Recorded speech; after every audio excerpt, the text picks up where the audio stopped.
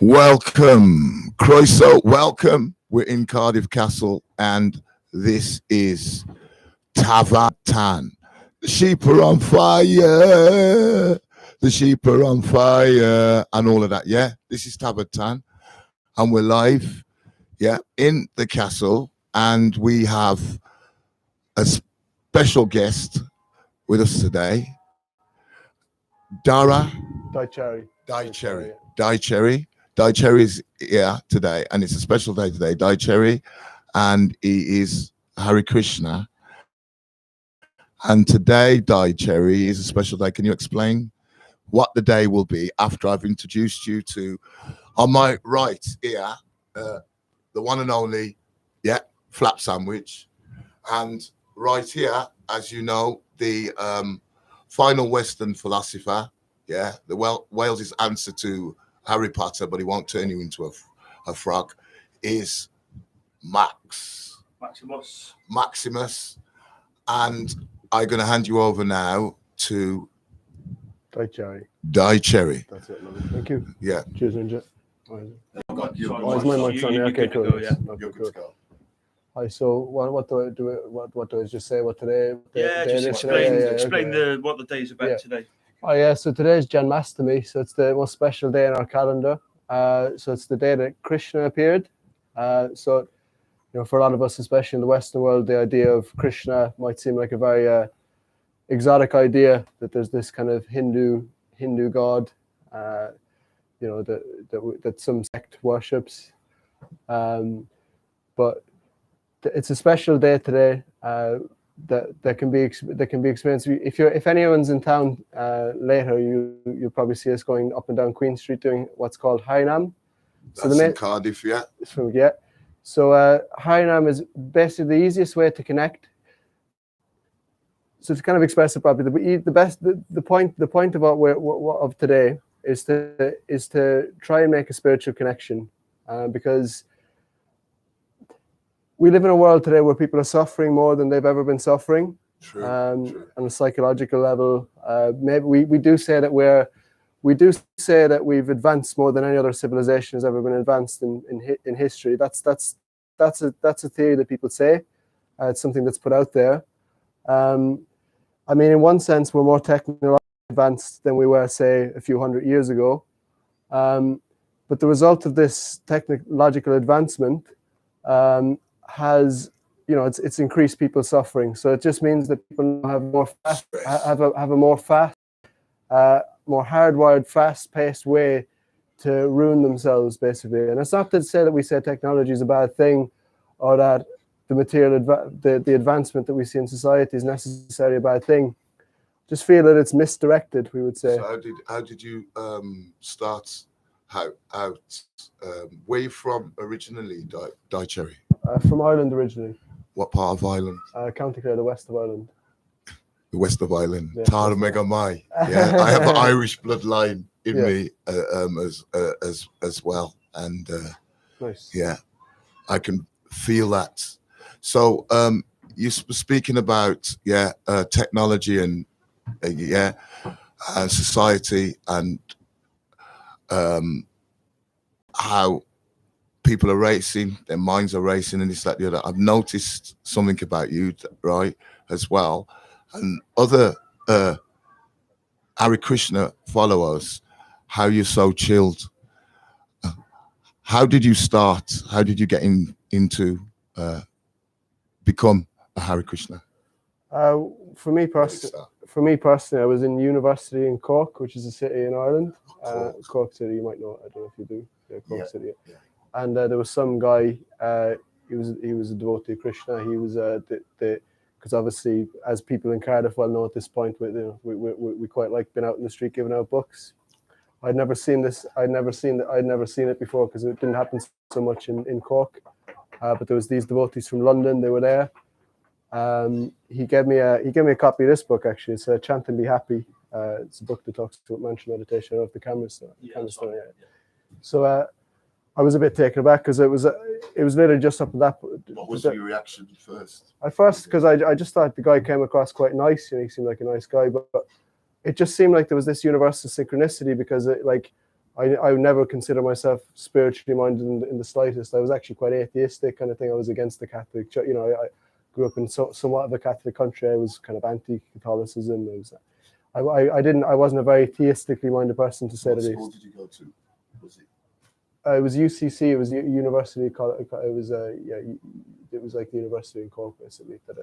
Uni in Cork. But anyway, but the point was that, like, for the few days leading up to that, I had started to kind of question these things a little bit, and there was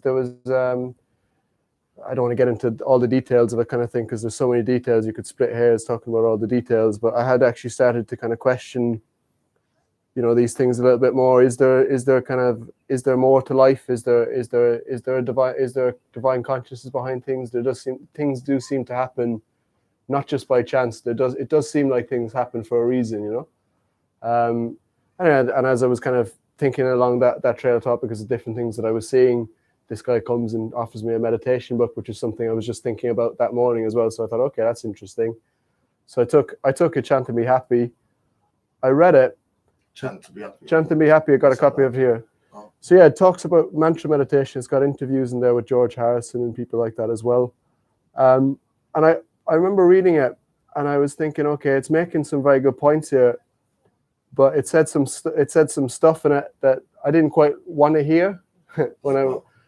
Quite a few things about, like, material happiness. He was really smashing what material happiness was, kind of really ripping into what material happiness was. And obviously being completely absorbed in material happiness. When I got the book, I think I had like a bottle of vodka in one hand and a bag full of, like, meat from the butchers in another hand that I bought, and it was like, I was reading all these things. It was saying about, that was directly a direct affront to the life that I was living. And I was like, whoa, this is a bit heavy. And there were certain things in there that I just got, okay, I'm going to put the book down. I'm accepting certain aspects of what this book is saying, but okay, I'll put it down. And I didn't come back to it, kind of thing. How long for? A long time. I actually lost the book, I didn't come across it again until maybe 3 or 4 years later, when I was in Manchester. In Manchester, there was this guy sitting down on the street in Manchester, and he had a book display. And I went up to him, I saw the book again, and I was speaking to him. And I actually went up to kind of argue with him, because I saw that he was like some guy wearing, I was a little bit, I wouldn't have considered myself, again, as I was saying, the most theistically minded person. So I saw this guy wearing the same kind of color robes that I'm wearing now, sitting down, and I was kind of... that seemed weird to you? It looked a little bit unusual, but I was still a bit interested, because I was Why? like... Why did it look unusual? I just wasn't used to it, I went up and I was kind of thinking, well, he was interesting looking, so I went up to just talk with him. And there was no one else at the time? Robes, just him? Just him sitting down. So I went up to speak to him, and I had like this mix at this point of having this kind of inclination towards thinking that there was some consciousness behind everything, that there may be some kind of divine energy behind everything, but still being very cynical because of everything that I also saw going on in the world, and all the people, pretentious people pretending they're spiritual, Did you things like that. meet any pretentious Well, people yeah. who tried to influence you? Well, I guess, like, it's kind of like, I think that's what a lot of people's reservations are about, like, spirituality or what they would deem to be religion, is that it's a man-made thing that people use to control the masses for their own ends. I think that's a conception people have, and it's something that gets in the way of my enjoyment. Okay, this is something that's going to get in the way of my fun. So that was that kind of all going on kind of thing. There was these kind of conceptions. Were you a cokehead at the time? Did you not at weed or not at that point, but a few years before, yeah, I would have been. Yeah, but at that point, I kind of gotten sick of. I kind of been blown out from that whole scene, like from taking MDMA and coke and all that kind of stuff. Brain burn. Yeah, a little bit, yeah. So I was a glue sniffer. Is it? Yeah. Yeah. But sorry, I was a glue sniffer. Yeah. But I just found the guy really impressive. He just the way he conducted himself, as you were saying yourself, just that kind of inner peace that he had, that I was completely lacking in my life. And I noticed that. Yeah. That's one thing I did notice, right? Yeah. That peace, Daichari, that you had. Okay, thanks. We're all works in progress, I guess, and I'm definitely not that far along the path, kind of thing. But this guy was really, I was just very impressed by him, and what he was saying made a lot of sense, and it seemed like a lot of the things a lot of the questions that I had, he was directly answering, questions that were very deep and meaningful for me at that moment in my life. And where was he from? That's the thing. I never found out who he was again, which is a real shame, He said he was going back to India. He went back to India, kind of thing. But I'd really like to meet that guy again and really thank him for what he gave me. It's like he gave me the best thing I could ever hope for, kind of thing. And did you find that because I find that sometimes when I'm speaking to you or I'm speaking to others, right? Yeah, that a stillness comes and a synchronicity comes. It's like there's a storm all around. People are running around, prams being pushed into other people and then I look at you all and there's especially around that tree, where I bang up the bin and all of that, right? There is a sense of stillness and Well, yeah, like to be peaceful is one thing, but obviously, like I think, and that's one thing that attracted me obviously to the Hare Krishna as well. They seem to be a lot more content and a lot more happy than I was. But then there is always that aspect of feeling that we won't enjoy necessarily if we take up spiritual practices, we take up spiritual life. What about the things that I get enjoyment from? Like a lot of times people come up to me and say, "What do you do for fun?" kind of thing. Because for example, I'm a celibate monk. So I'm a celibate monk. I haven't had sex for 6 years now, and I don't drink. I don't eat meat. I don't gamble. I don't do any kind of intoxication whatsoever, kind of thing. And neither do any of the people who practice. And people are like, "Okay, so what do you do for fun then?" kind of thing. What the heck? What why would you do that?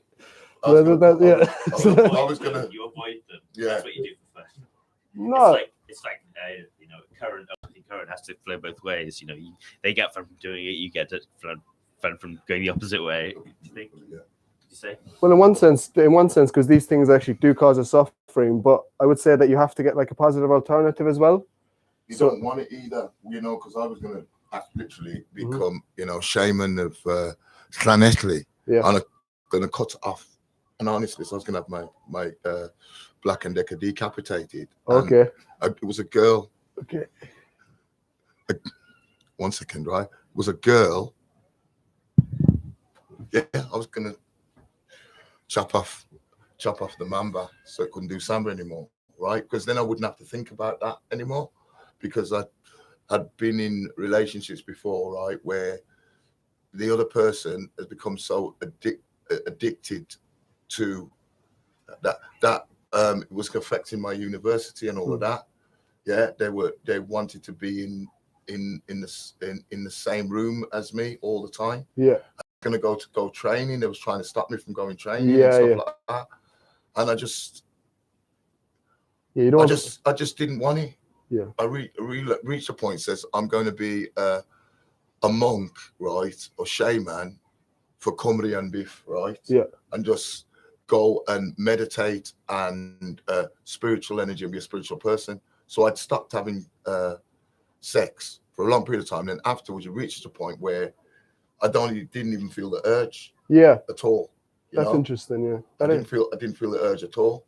But then it comes and goes, though, isn't it? Like waves, isn't it? Like because it does come back. But the point is that because this desire. She begged me not to cut it off. Outside the chip shop. Yeah. And then we ended up in a relationship eventually. Snake charmer. But what we're saying about sex, what we're saying is that because desire, you can't stop desire. Because desire is like a natural thing, and everyone has desire. But we say that desire is like a symptom of consciousness. So Descartes says, "I think, therefore I am." But we say that you feel, therefore I am. So you you exist because you feel your own existence, and you experience this person experiencing everything is you, basically. So we understand that this person, this entity, ourselves, we want to enjoy, we want to experience pleasure, we want to experience love, we want to experience all these things. But at the moment, we're saying that we're currently living in an atmosphere, we're living in a material atmosphere that only allows a temporary amount of pleasure. So so it's described in the Bhagavad Gita that which is our most sacred book, basically, or the kind of the foundational book that we have. Yes, the Bhagavad Gita. So that, like when Bhagavad Gita, yeah. So when the senses come in contact with the sense objects, like when our material senses come in contact with the sense objects, there's a certain stimulation that you get from it for a certain amount of time. But the more you keep engaging with those sense objects, you actually start to suffer. You have to take more and more and more and more of those. Once it comes into the eye socket, exactly, into the eye socket and into the ears, and then when the sausage is pulled and all of that, everything just synchronizes. You're right. Yeah. I feel like a flow of energy, just like pulling you magnetically. It's a force. Yeah.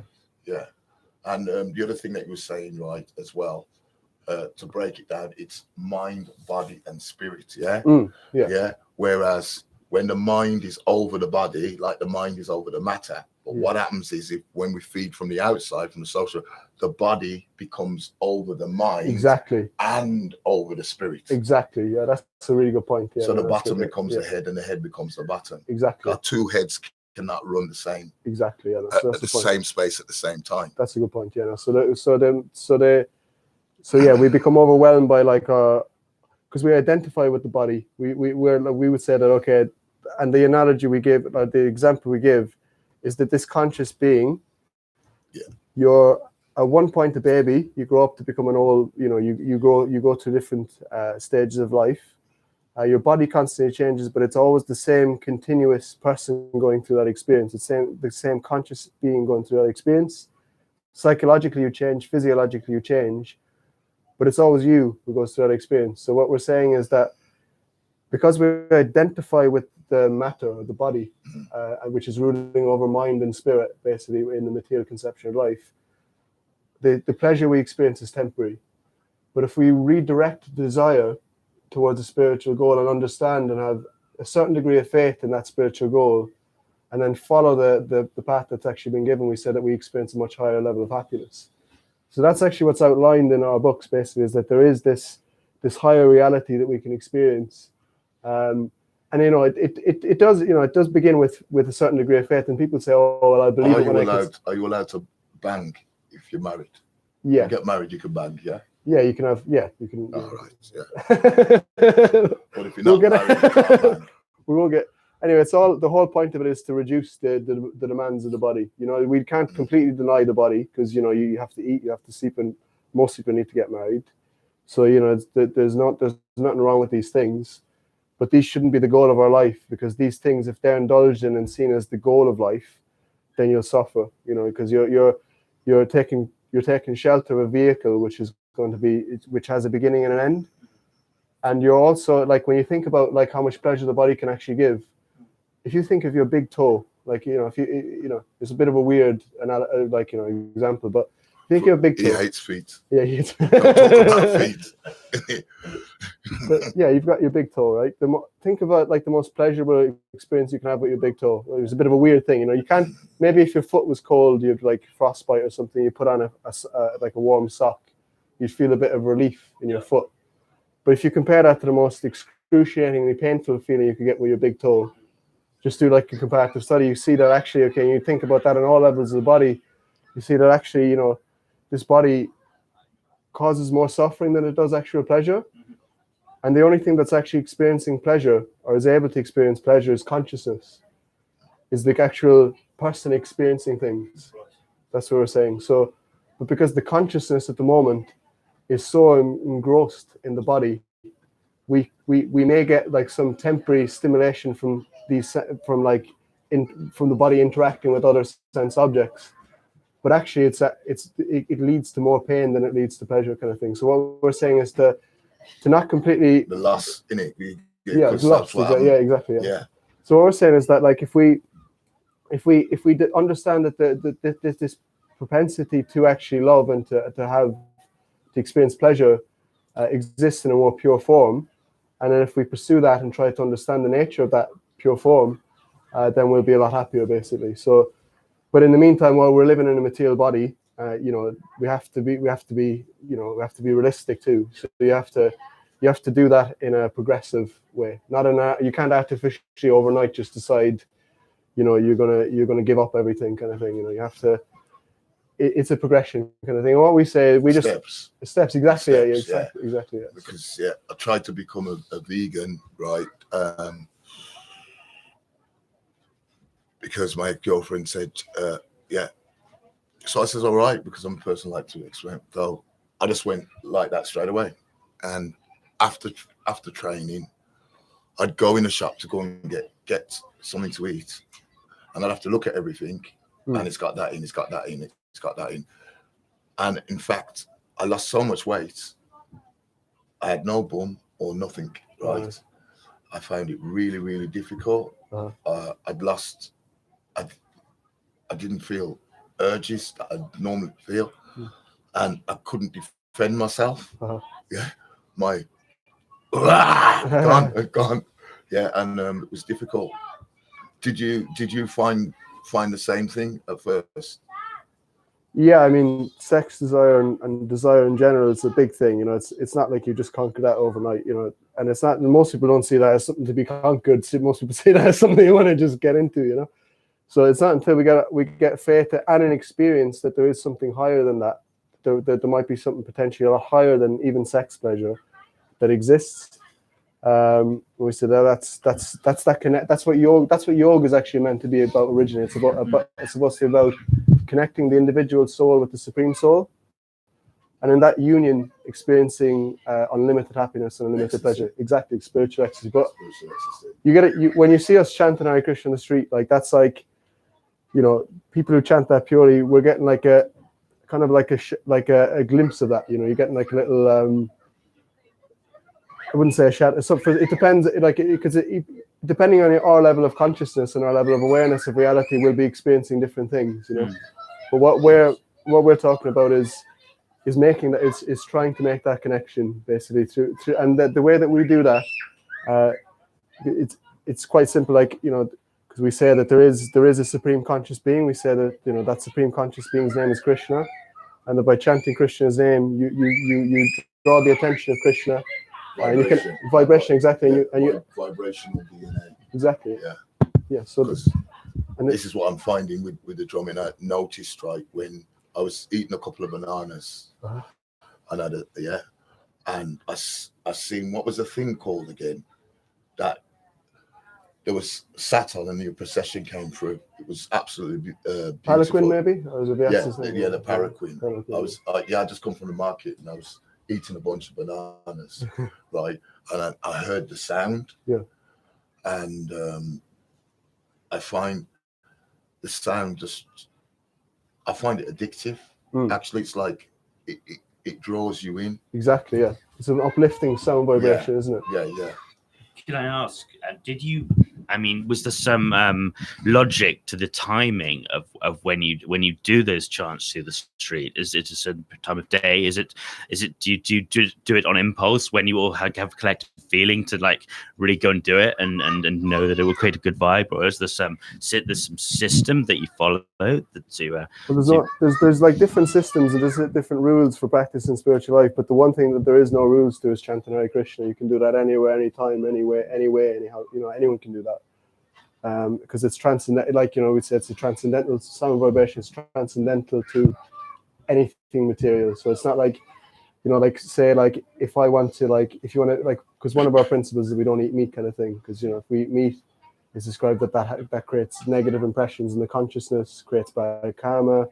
It's bad for the planet. It does many things that inhibit our capacity to understand spirituality. So that's like a material restriction kind of thing. So that's kind of that makes spiritual life more favorable. So if you don't eat meat, if you have a vegetarian or vegan diet, that's a much more kind of conducive lifestyle for practicing spiritual life. But chanting Hare Krishna in and of itself, anyone can do that in any situation, and it's transcendental. So it's beyond anything material. But the thing is, as I was saying, according to the lifestyle that we're living, and according to our consciousness will be the level that we're able to perceive the effects of chanting. But it's I think a lot of people, when you see people in Cardiff, it's interesting to see. It's like some people really like it, some people really get into it. Like Ninja obviously really likes it. I always see him dancing to it when he's there. But the Chinese restaurant walks across the road, and there was a Krishna temple. I'd have to go upstairs, and I sat down. Right, it's Soul Center. Okay, nice. And I went in, and I could never sit on the floor properly. Yeah, I'm bad like that. I'm bad like that too. Yeah. And I was there, and the chanting was going on, and the bell rang, and my legs just started to lower down, and it touched the ground. Okay. And I did witness that, and that happened. Nice. Yeah, I just relaxed, and the chanting was there, and honestly, it just went, woo, like that. Okay, so when you're chanting and you're sort of escaping the material realm, are you go into the spiritual realm for what's the goal? Is it happiness? Is happiness. It's that connection. But actually, I'll elaborate on that actually as well, because we don't deny the material world actually, because we don't say the material world is false actually. Right. We'd say that everything comes from the original source. Everything comes from Krishna. So we'd say that like this material energy is also energy. So we don't escape from it. What the point is, you engage everything in a positive way, in gratitude to where everything has come from. So banging drums. But and so we chant saying Krishna words and banging drums. Yeah, by chanting Krishna's name. You got a bell as well. Yeah. You have a little bell. Yeah, we've got different instruments. Yeah. I heard that in the box. What other instruments do you have? We've got what's called, like, you've got, as you said, like the bong sound. Got to say that. Yeah. It's addictive sound. Yeah. So ultimately, is happiness the goal then? Is it of the entire occasion when you're all chanting and? Well, actually, like unconditional love is actually the main goal, but that's a very high level. There's different people. People get into it for different reasons. So we tell anyone in the beginning, just try and chat. Try chanting Hare Krishna. It'll make you happier, which it does. But the ultimate goal of Krishna consciousness, and the reason we get that experience from it, is because we're connecting to the unlimited source of everything. And if we have an unconditional attitude of, regardless of whether I'm happy or not, I'm just going to act for the benefit of other people. I'm going to act for the benefit of Krishna. I'm going to act for the benefit of the Supreme, because I see the Supreme in everyone's heart, and I see that everyone's part of that source. Then we'll be happy. So it goes back to that point about not denying the material energy either, that we see that, everything comes from the source. Everything is it. When you've got energy, you've always got an energetic as well. So you've got from every emanation, you've got, like, from every emanation, there's a source. There's a source to that. Yeah, there's a source to that basically. So what we're saying is that it's all about connecting everything to the source. So about the goal of chanting Hare Krishna, that can, in the beginning, that's very broad, But as our knowledge of what it actually all means kind of develops, then it becomes a little bit more specific. That actually the goal of this is to understand that I'm an eternal soul. I have a relationship with the Supreme Eternal Soul, and the goal of life is to develop love for the Supreme, basically. So, and that's not a goal most people have, So people have different goals within themselves. Yeah, but that's not a goal most people have in society, Like, if you tell people, if we were to turn around to people and say to people just shouting on the street corner and say the reason you're suffering is because you forgot God, people aren't going to want to hear that. People just definitely aren't going to want to hear that. So you've helped a lot of people as well, because from their peanut. Yeah, it helped me. Like, I was in a bad place before. So you did a lot of people, like people who are having, on drugs or having suicidal and this, that, the other, and you've reached them at the right time. Definitely, there was a lot of people in that boat. Yeah, and a lot of people who are just like genuine intellectuals as well. People like lots of different people. That's the thing as well, because you've got people who are suffering, and then they came to Krishna consciousness, and it saved them from their suffering. But then you also have people who are like just quite philosophically intelligent people who just wanted to try and understand what life was, And I was definitely one of the people who were suffering, I didn't have a clue what was going on. But I understand that when you say suffering, because you were standing by the tree, Yeah, and you said, well, with Krishna as well, there was a snake behind him. Yeah, there he is. Yeah, and I didn't bite you because I can see straight through. Yeah. Uh-huh. Look on it directly. Yeah. No, don't look into my eyes. Right. Yeah. And still, I could feel that serenity and balance, that genuineness in you. You're a genuine man yourself. It's always been nice seeing you in town. You know, you've always if you ever, yeah. But yeah, no, as I say, we are starting because it's a big day today. It is Janmashtami today. Janmashtami. Yeah, could you tell us a little bit more about that? Janmashtami. Yeah, so it's the appearance day of Krishna. Can I just ask there? When you say appearance, did he just? What happened there? How did he appear? So it's like the sun, like, you know, the way the sun seems to appear and disappear from our vision. You know, like, is like, you know, but the sun is always there, kind of thing. You know, right, so it's kind of like that. So Krishna appears, kind of thing. So he came to it's like said Tommy Cooper. Just he came on the scene 5,000 years ago, when the world was in a pretty bad situation, and he kind of outlined the path by which people could come back on course, kind of thing. So the Bhagavad Gita is the message that he spoke to Arjuna, which is like the most sacred book from India. You know, everyone in India knows of the Bhagavad Gita. Bhagavad Gita, yeah, Bhagavad Gita. It's becoming a lot more famous in the Western world now as well. But yeah, he came basically to help people, you know, to help people in the world out, basically, because you know, we were going in the wrong direction back then. What was his family like? You know, because Krishna was a person, yeah. Mm-hmm. And, yeah. He had a family. Mm-hmm. How did they let him? I mean, like with the Buddhists, how did he went out into the hills and the woods and left his missus for a certain period of time, and then he came back, right? Yeah. In these days, you try doing it with someone, yeah, and just leave and come back. When you come back, right, yeah, you can't even get through the door. Yeah. Yeah, they'd probably moved and gone and left. Yeah. Yeah. So what was his family like? Did he come from a family, or did he just? I mean, did you have a wife and missus and I think the intricacies of trying to really explain Krishna's appearance and the dynamics of his appearance. And how it all worked, because he did appear in a family. It's described that he also has an eternal family in the spiritual world as well.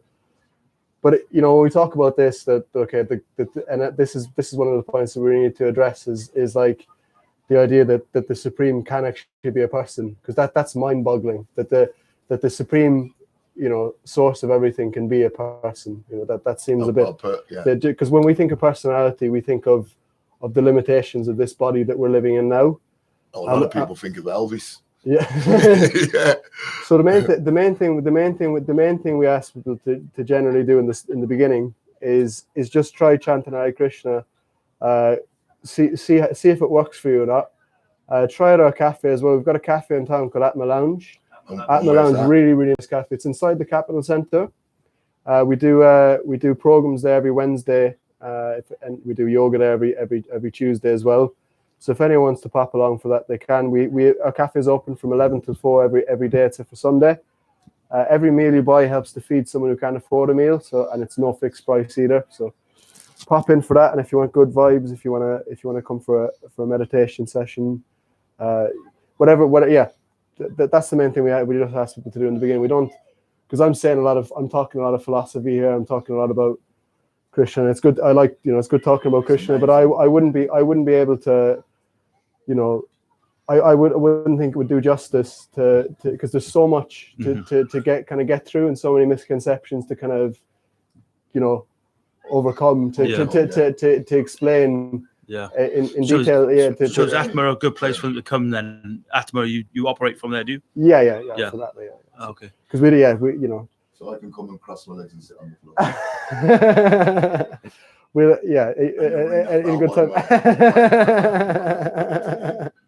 I'm watching My legs drop down. Okay, we know you got to go. So could you just tell us before you go, how will you be celebrating the appearance of Krishna Day today? What is the Today plan? we'll be doing what's called Harinam today, so there'll be quite a lot of us chanting Hare Krishna in town. You can catch us now in the next couple of hours, and then we're decorating the temple in Bute Street in Cardiff Bay. People are welcome to come along to that as well. I've got Can I come and film at any time? You know, film. I don't know. We can work that. We can maybe talk about that. We I'll can ask talk you about that before, after. right? We can talk about that after. We can talk about it after. But this is the festival program. People can come if they are interested. If you want to screenshot that, you can. And this is for our cafe in the Capital Centre. Can I get a turban like that? You can, yeah. Look somewhere to And get this one. is for our cafe as well. And this is our podcast as well. It's called the Welsh Yogi Podcast. So if people want to tune into that, they can. Wales. Yeah, the Welsh Yogi Podcast. So, if anyone is genuinely interested in coming along, they can. But I'm probably going to have to shoot off. Fantastic. And Nice one, lads. Thank you so Daichari, much. can I ask you, Daichari, does it have a specific meaning in your name? Yeah, it's a fun. Yeah. Oh, It actually means enemy of the demons, but enemy of the demons, It's not like fantastic. that. Oh, I love it. It's not Brilliant. Like you know, you die. You die. And People just die. got The people- cherry to change its color. No, Yeah. Daichari means again enemy of the demons. Yeah. enemy of the Yeah. demons, Yeah. demon slayer. Enemy of the demons. On that note, Die. fantastic. Die. Thank you for joining us. Really kind of you. Really nice to meet you, lads. Okay. We'll just unclip your mic there. Yeah, I'll You take it can off run for you. off. We'll have another 5 minutes, us guys, yeah? I'll take that off you. Really nice speaking to you guys. Yeah. Thank you, Daichari. Thanks a lot, buddy. Have So a where great do you day, yeah? get any of those books from? Yeah, we've got them in our bookstore, and you can meet us in the Yeah, but are you okay? which is in the cafe. Okay. And we're also on the street pretty much every day as well. So people at Cardiff see us all the time. So, but you can pop into Cafe at any time and buy them as well. So, right, thank you guys. Thank you, Daichari. Thank you, mate. Irish Sloan lot. Sloan. Ciao, buddy. Sloan. Thank you. That's amazing. Nice. What did you think? Oh yeah, it's lovely to hear that. So would you yeah. shave off your coconuts and your beard and stop playing with your willy and all of that? And yeah, I don't think And- it's and give up. it's about that word. It's no. I mean, no, well, for me, it's reminiscent of Platonism, which we were talking about last Yeah. time, right? So, yeah, it's in many ways, it's very reminiscent of that which I, you know already that I'm a big supporter and proponent of. What do you think? because So it particularly resonated, I think, well, I love the way that he started off because about technology and the ravages of the modern world. I mean, and I think, this is about getting back to a noble simplicity in a certain way. You can also view it not in religious spiritual terms, but in terms of modern evolutionary psychology, because if we view it from that lens, human beings today, we're living in a very different world from the world that we evolved from and evolved to be suited for. So banging drums and chanting Krishna, does something for you. Well, there's so many distractions from in the modern world, right? And that's part of it. But it's also about, for me, it's about reconnecting to the essential things of human life. I mean, we'd say the eternal things. I mean, some philosophers have described. Certain philosophers described in terms of perhaps connecting to something which is lasting, permanent, or eternal, literally eternal, and that gives one's own personality potentially a stability, a solidity, which is itself similarly lasting, and that that's I think for me one of the ways in which these religious doctrines actually help people, but also like I say, returning to a noble simplicity, away from all the modern Bangarang, modern inventions, modern bangarang, um, and yeah, kerfuffle, right, kerfuffle and kerfuffle. yeah. So exactly, yeah. A slower which- pace of life. So yeah, exactly, yeah. I think it is, yeah. Did you find it de-stressing? Is vibration? Yes, Yeah. yes.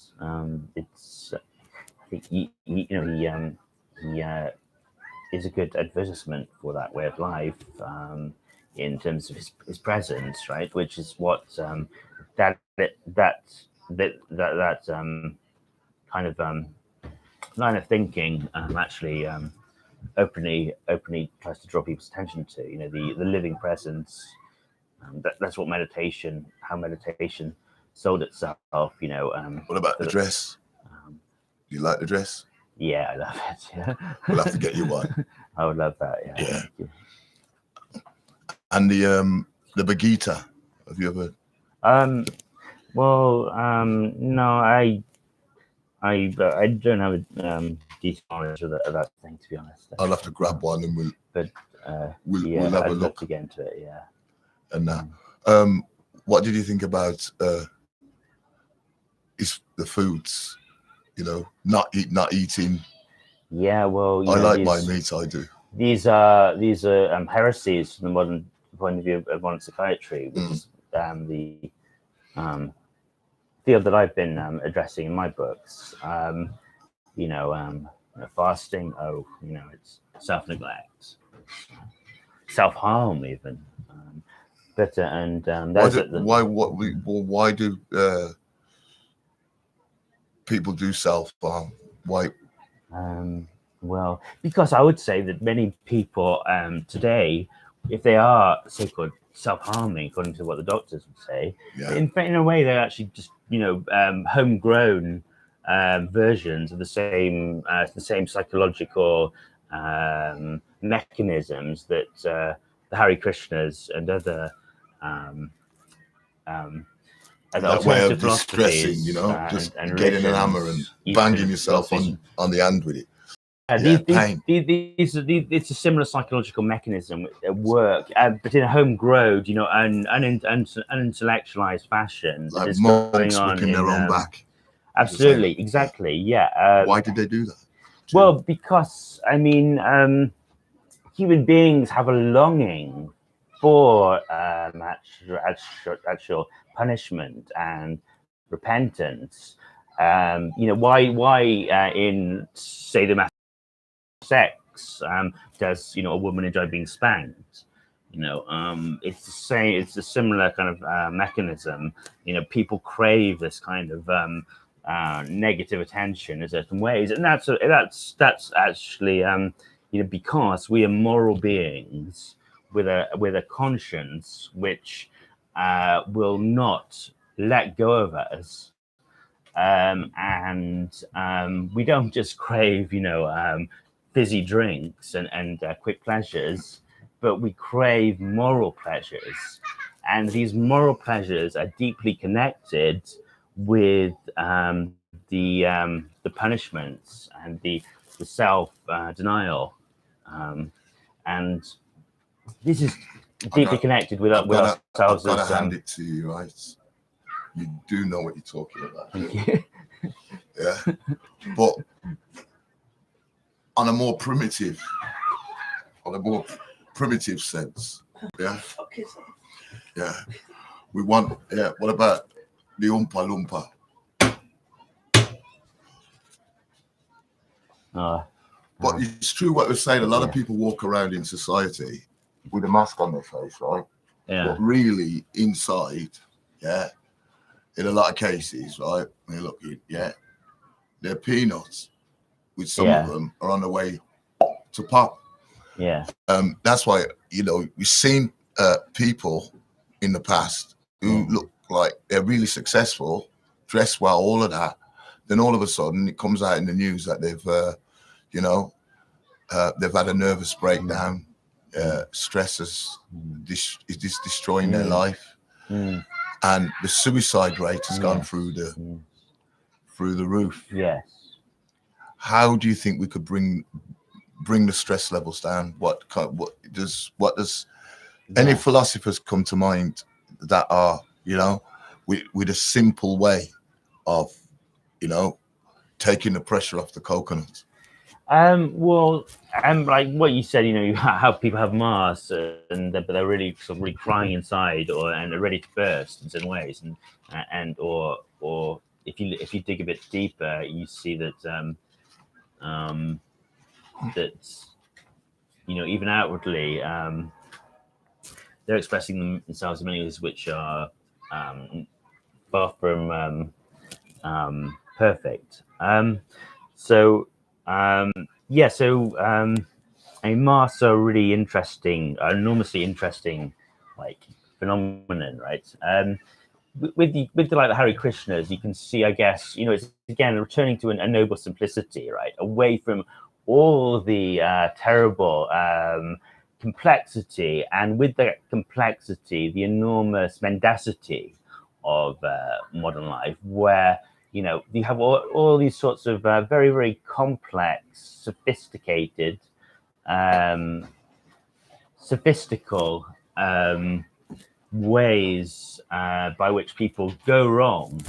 You can go wrong in a million different ways. Is that a good way to distress? Squeezing a ball. Yeah, some people do. Yeah. I think in Japan they have that as well. Yeah. And this other thing that they go around like that, it's like two barbarians. Yeah. And they do that. And also in Japan, I think they do have a room where they have a blow up of the boss, and they can go in there and hammer it. They're allowed to go in there, and well, is that another method of de-stress, is squeezing balls? Yeah, I think we also need to actually embrace or humor. Yeah, red nose. A certain kind of noble simplicity, also kind of authenticity, or a certain kind of self-conscious cruelty at times, and all of these are preferable to what currently goes on, which is often distraction, or a quick chemical fix. One second. How do you distress yourself? Coming to cut the camera shot a second. How do I distress myself? De-stress. De-stress. Decaffeinate. I guess for me it's like silence, darkness, solitude, just being left alone. And I normally come out the other side pretty chilled. It's getting away from everything, hiding. And you?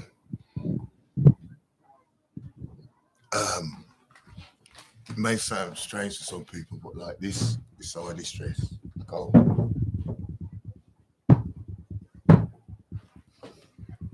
That's better. On that note, we're about to run out of battery. So, Max, do you have any closing words for us, mate, for today's show? Just some words of wisdom or some opinions? No, I'll leave it with a dramatic silence. And don't forget Betty the Yeti. This is Tafad Tan. Hoyle. Booyah.